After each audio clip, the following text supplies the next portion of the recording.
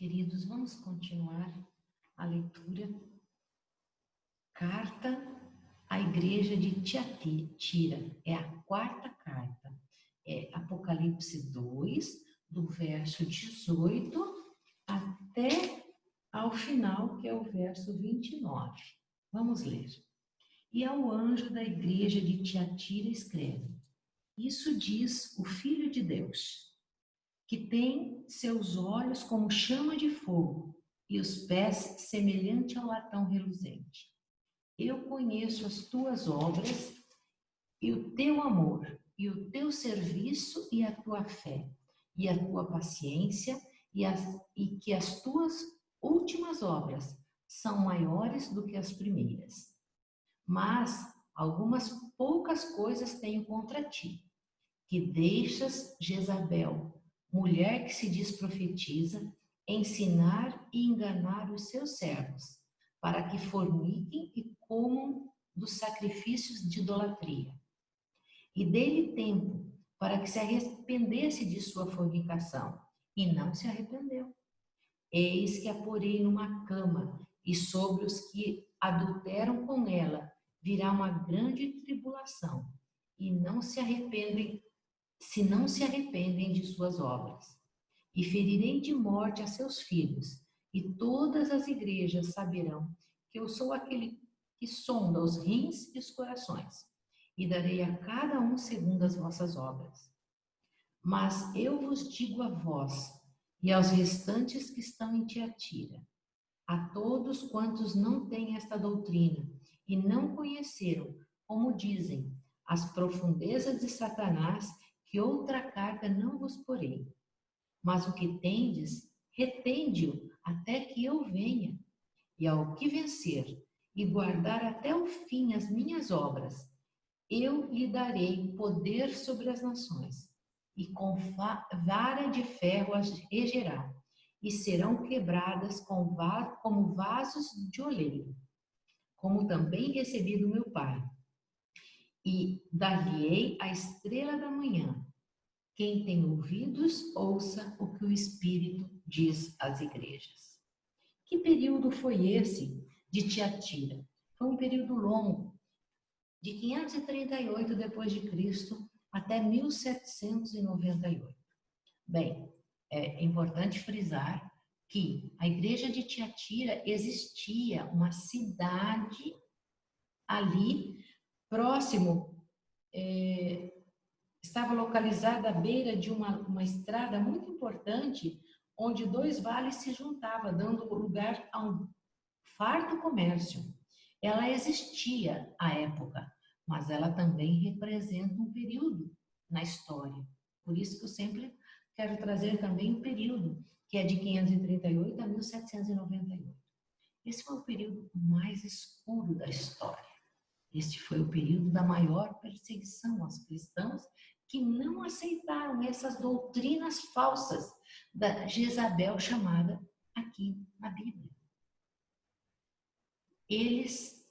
Foi uma perseguição, ali ainda estava sendo reinado, né? O reinado da época continuava sendo o Império Romano, e o Império Romano foi terrível, ele foi considerado o Império de Ferro, aquele que, nossa, vem e quebra tudo, e acaba com tudo. E foi como o período romano ele governou. Aqueles que não faziam exatamente o que ele queria, independente se fossem bom ou mal, eram mortos, as suas casas eram queimadas, eram sacrificados em praça pública. Se você assiste filmes antigos, você vai lembrar dos soldados romanos, o exército romano entrando naquelas vilas e acabando com tudo, e maltratando as crianças e as mulheres, uma coisa horrorosa. Então, foi um período muito difícil. E eles não queriam, eles não aceitavam, eles eram muito pagãos a princípio. E eles não aceitavam a adoração a Deus. Eles não aceitavam o cristianismo.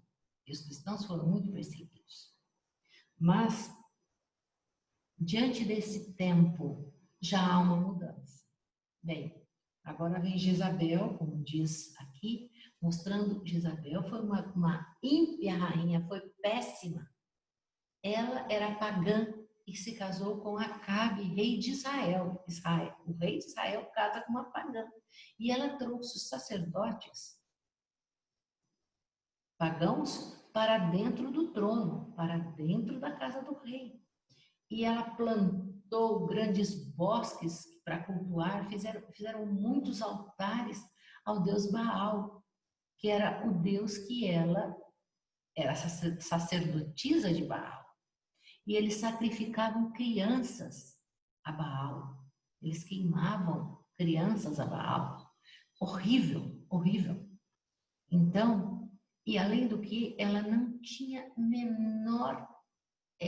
era uma mulher muito má, muito má. Ela não tinha menor consideração para com as pessoas de Israel que, de alguma maneira, afrontasse a ela. Ela não aceitava. Se alguém ia contra as ideias dela, ela mandava matar. E foi isso que aconteceu na história novamente, mas num período muito longo. Foi muito difícil para os cristãos de Tiatira o que eles passaram. E Jesus está dizendo para eles: eu conheço as tuas obras, o teu serviço, a tua perseverança, e que as tuas últimas obras são maiores e mais numerosas do que as primeiras. Ao final, eles começaram então a fazer uma grande diferença. Vai até 1798. Em 1798 já é a Revolução Francesa.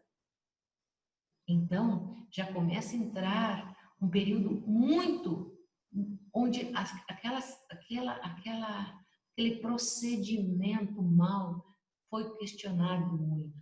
E a Revolução Francesa vem exatamente para trazer o quê? O que ela trazia? Liberdade e justiça e igualdade para todos. Era isso? Não, tem que parar com essa matança. Não é possível continuar martirizando e matando as pessoas porque elas são contrárias às ideias.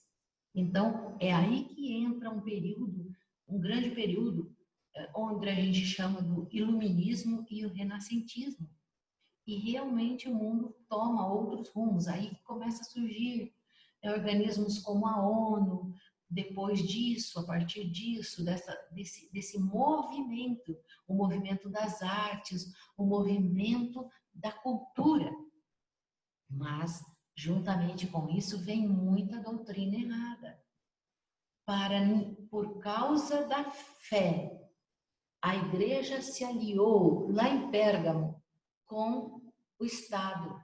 Por isso, o domínio do Império Romano foi terrível, porque vinha em nome da igreja e vinha em nome do rei, que era apenas um só.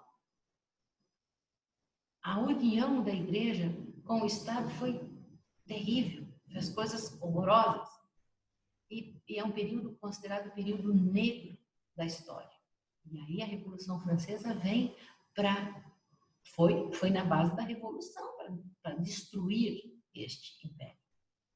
E é a partir daí que a Europa é dividida pelos 10 impérios, 10 reinos, né, que se constituiu, e hoje temos muito mais países que depois foram se subdividindo. Mas foi este momento. E nunca mais se levantou um império mundial, como teve antes a Babilônia, a Grécia, a Medopérsia, a Grécia e o Império de Roma. O Império Romano foi o mais feroz, o mais terrível. Então, Deus está dizendo para os cristãos de Tiatira: ao vencedor, o que guardar até o fim as minhas obras, eu lhe darei autoridade sobre as nações. Com um cetro de ferro as regerá e reduzirá a pedaços como se fossem objetos de barro. Deus está dizendo: se vocês vencerem, vocês vão poder regir as nações, vão poder sentar comigo no trono. E isto aconteceu. Na verdade, muitas nações, a partir daí, deram liberdade aos cristãos, porque era esta uma das bandeiras da Revolução Francesa, liberdade para todos, para que pudessem pensar, exercer sua fé, que não, as pessoas não fossem mortas por pensar diferente. Então, queridos, Deus está dizendo para nós, eu vou te dar, e dizendo que iria dar para eles uma vara de ferro. Aí você fala assim, nossa, mas vai fazer o mesmo. Não.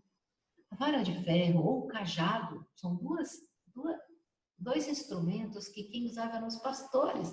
Lá naquela época, eles usavam muito metal já. Além, não mais tanto o cajado feito de madeira, mas um feito de metal, que era muito mais firme e muito mais permanente, não se estragavam, como pastores. E o pastor usava esta vara para proteger o seu rebanho. Não era para despedaçar, não era para machucar ninguém. E, portanto, ele está dizendo, eu tenho uma vara de ferro, eu protejo você. Vem para mim, eu sou o teu pastor, eu cuido de você. Que Deus nos abençoe, que essa mensagem maravilhosa possa ficar para nós hoje. Vem para Jesus. Ele é o nosso pastor. Ele vai nos cuidar, nos amar e vai também nos disciplinar como um bom pastor. Portanto, nós temos que confiar em Deus e nos entregar completamente a Ele. Que Deus nos abençoe. Amém.